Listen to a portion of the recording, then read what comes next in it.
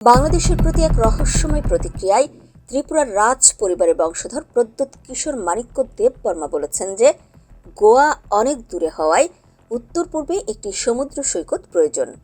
প্রদ্যোতের এই বক্তব্য বাংলাদেশের গ্রেটার টিপ্রাল্যান্ড সম্প্রসারণের দাবির মধ্যেই এসেছে।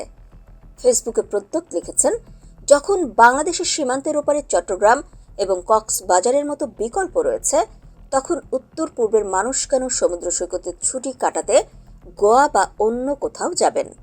তিনি বলেন, বিশ্বের দীর্ঘতম প্রাকৃতিক সমুদ্র সৈকতের আবাসস্থল কক্সবাজার এবং ব্যস্ত বন্দর শহর চট্টগ্রাম উত্তর পূর্ব ভারতের অনেক অংশ থেকে কয়েকশো কিলোমিটার দূরে অবস্থিত গোয়া বা কেরালার চেয়ে উল্লেখযোগ্যভাবে কাছাকাছি।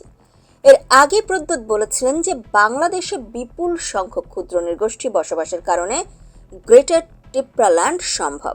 তিনি ভারত সরকারের প্রতি ত্রিপুরার ক্ষুদ্র নৃগোষ্ঠী